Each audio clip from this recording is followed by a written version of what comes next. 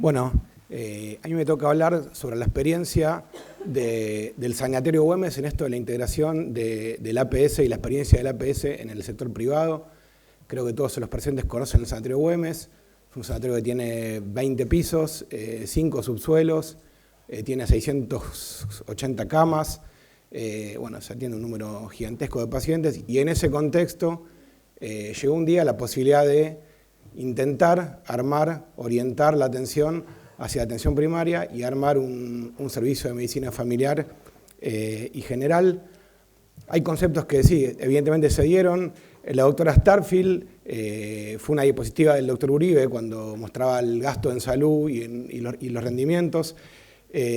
Dijo una frase interesante. La doctora Starfield estudió mucho y publicó mucha evidencia sobre la atención primaria y la importancia de las sociedades que vinculaban su atención orientada hacia la atención primaria, diciendo que era la base del sistema para dar una mejor atención al usuario, más accesible, más humana, más integral y más eficiente, y que el éxito de la atención primaria dependía de que la sociedad la acepte como tal, que acepta la importancia y que forma parte de políticas públicas. Obviamente que si uno ve esta definición y la analiza, quedaría claro que una estructura o una entidad, tanto pública como privada, debería beneficiarse y debería tomar a la atención primaria como eje fundamental de su asistencia o su modelo prestacional. No siempre ocurre. Seguramente todos conocen este gráfico, es el gráfico de Ecología de la Atención Médica de White, es un artículo, es un trabajo publicado hace muchos años, en 1961, que después hicieron varios trabajos adicionales, pero básicamente, y que dieron parecido. Básicamente lo que este trabajo demostró es que de mil personas adultas en situación de riesgo, 750 reportan síntomas, el segundo gráfico, y de esas 250 personas realmente consultan, hacen una consulta con el médico. En ese momento el sistema de salud, cual radar, capta al paciente, por lo cual la demanda del paciente es el factor desencadenante del proceso de atención. En este modelo, el paciente consulta al médico 5 veces por año, tiene 5 consultas, lo que da un total aproximadamente de 2 horas en contacto con el sistema de salud, quedando el resto de su vida, digamos, anual, bueno, a su libre albedrío, ¿no? A tener suerte que no le pase nada. Siguiendo el esquema de White, 9 pacientes reportan síntomas y un paciente finalmente es referido y necesita una altísima complejidad, y probablemente todos conocemos este tipo de médicos y por ahí alardeamos de esa presencia de ese tipo de médicos, y lo que nosotros pregonamos acá es todo lo contrario. Seguramente el árbol que se cae en el bosque hace un ruido inmenso y la cantidad inmensa de árboles que crecen en silencio no hacen ruido, y nosotros vamos por una medicina donde por ahí con menos ruido logremos mucho mejor resultado, y eso es lo que intentamos. Salir de este paradigma de pensar que lo privado va de la mano siempre de un enfoque curativo, que la oferta está basada siempre en atención especializada o que está financiada por pago por servicios, y a partir de ese momento se plantea, insisto, en este sanatorio, con estas características, la creación de un servicio de medicina familiar. Aclaro que si bien el sanatorio no tiene CESAC o centros propios de atención primaria, convive con importantes obras sociales que sí lo tienen, cuya gran afluencia de pacientes se atienden en el sanatorio. Entonces, nosotros planteamos en 12 centros periféricos o policonsultorios de esta obra social que los pacientes que se atienden en el sanatorio puedan pasar a atenderse en nuestros centros periféricos. Y lo que planteamos es básicamente una profunda transformación del sistema y lo que la gente hacía y cómo se atendía en el sanatorio. Lo que hicimos fue analizar las experiencias de implementación de servicios de medicina familiar en diferentes países y en el mundo, sobre todo en Sudamérica, también en España, diseñar una recomendación de un servicio de medicina familiar para una institución de salud que asista a pacientes de alta complejidad de la seguridad social y de medicina prepaga, y que tiene anexada la presencia de centros periféricos o policonsultorios, y al mismo tiempo planificar la incorporación de una residencia de medicina familiar como pilar fundamental y necesario para la jerarquización de servicio. O sea, este era el planteo. En esta institución, crear modelos y cambiar la estructura de atención, y sobre todo también formando recurso humano propio y genuino. Bueno, en ese momento algunas experiencias que miramos y que tratamos de copiar fueron las de instituciones privadas como CEMIC, el Hospital Italiano, Construir Salud, lo que hacía el Gobierno de la Ciudad de Buenos Aires, que en ese momento tenía muchas menos servicios y muchas menos residencias que lo que tiene ahora, la Provincia de Buenos Aires y la Sociedad Española de Medicina Familiar. Analizamos lo que pasaba en ese momento en el país, cuántos servicios de medicina familiar había.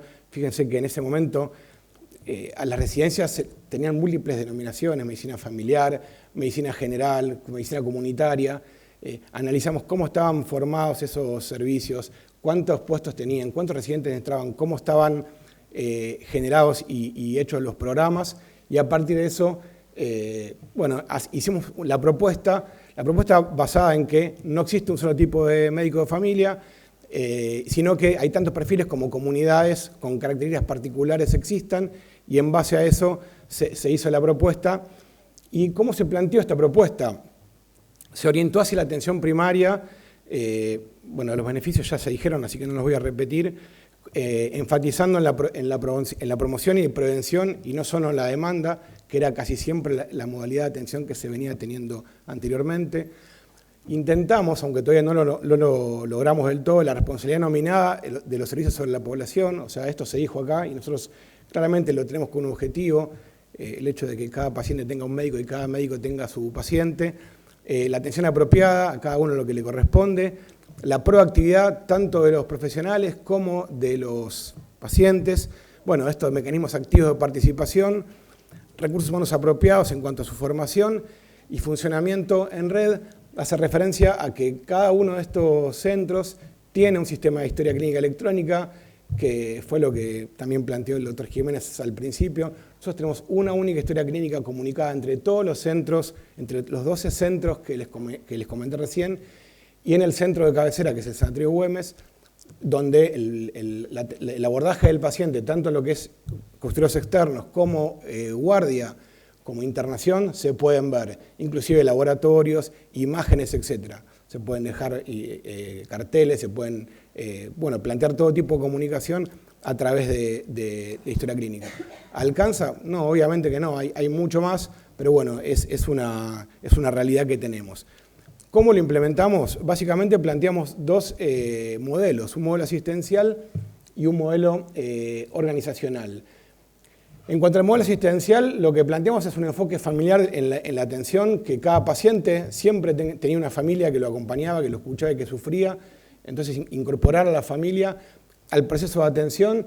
Esto se relaciona con el tercer punto, que es la historia clínica familiar, que aún no lo logramos. O sea, nosotros no logramos que cuando voy yo a la consulta se me despliegue al lado la historia clínica de mi familia. Es un objetivo que todavía no hemos cumplido, pero apuntamos a eso. Historia clínica electrónica compartida, como dije antes, con todos los centros, que permite la gestión clínica de saber cuántos pacientes atendemos, qué consultas vemos, qué demora tenemos, cuál es el rendimiento de cada médico, qué hace, qué no hace. O sea, eso lo podemos medir y lo tenemos factible para poder atender mejor y al mismo tiempo ver lo que estamos haciendo. Educación para la salud, formación continua y evaluación de nuestros resultados y de nuestro perfil profesional. O sea, todo eso lo estamos haciendo hoy en día. Obviamente que están los resultados, no los traigo acá por una cuestión de tiempo, pero los podría compartir. Con respecto a lo que es gestión clínica, bueno, la atención de la demanda espontánea, que consulta en su totalidad, la resolución de un inmenso porcentaje, creemos nosotros, de las consultas que vienen por enfermedades crónicas no transmisibles, por cuestiones vinculadas con riesgo cardiovascular global, enfermedades respiratorias e infecciosas y vinculadas con la salud mental, y sobre todo cuando se requiere la derivación, el paciente ya es derivado con una lógica, con una intencionalidad, cómo se deriva, por qué se deriva y a quién se deriva. O sea, un jefe de cirugía sabe quién le deriva al paciente, sabe por qué se lo deriva y sabe que ya se le hizo muchas cosas antes de esa derivación. Bueno, que contenga un equipamiento mínimo donde todos puedan trabajar y poder informar un electro, hacer un Papa Nicolau, hacer una sutura menor. Ecografías se hacen, pero los médicos en este caso no la hacen ellos. Y que parte del tiempo, nosotros creemos que al menos el 20% del tiempo, sea destinadas a otras actividades de atención, como el trabajo comunitario o como la atención domiciliaria, que tampoco se ha aún desarrollado, pero sí es un objetivo para un futuro. Respecto al modelo organizacional, bueno, descentralización. Hay gente que se atiende en Capital Federal y que vive en San Justo, en Lomas de Zamora, en Quilmes, y que va a atenderse ahí. Y el objetivo es lograr que cada uno se atienda cerca de donde vive, cerca de donde trabaja. O sea, es un aspecto fundamental. A veces ni saben que hay posibilidad de atenderse, a veces no quieren, y a veces hasta los médicos son los mismos, que atienden en un lugar y el otro, y el paciente no sabe esto y lamentablemente tiene que viajar horas, y hoy en día ya viajar vale mucha plata, con lo cual es un aspecto fundamental. Organización de la atención, ahora hablo un segundo de eso. Bueno, el sistema de información, como dije, hay una solapa médica y también hay una solapa administrativa con un montón de datos del paciente, fundamentales para el conocimiento del mismo. Modalidad de contratación e incentivos, nosotros debemos mejorar con el hecho de incentivos, lo que recién decía en Uruguay, también de reconocer los resultados y el que le va mejor, que tenga más. Nos faltaría trabajar con eso, es un aspecto que siempre queremos plantear. Y bueno, esto último que decíamos recién, orientación a resultados. En cuanto a lo que es organización de la atención, lamentablemente todavía la gente sigue sacando turno o sigue obteniendo un turno personalmente, o sea, acudiendo personalmente a la consulta. Nosotros planteamos una serie grande de otras opciones que existen, como los turnos web, como desde la app del celular, como los turnos por la página de la institución, o ya sea por teléfono. Digamos, nada, está la opción y creo que es un aspecto a desarrollar y también a contribuir hacia la atención, digamos, en todo sentido. Ya sea de consultas programadas, obviamente la posibilidad de consultas no programadas o por demanda espontánea y la visita domiciliaria.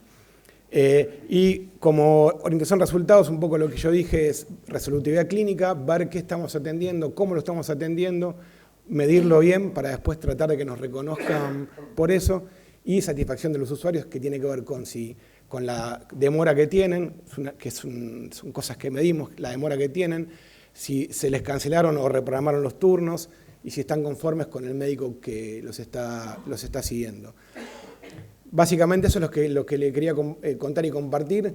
Esto para nosotros ya lleva 8 años, sigue siendo un desafío.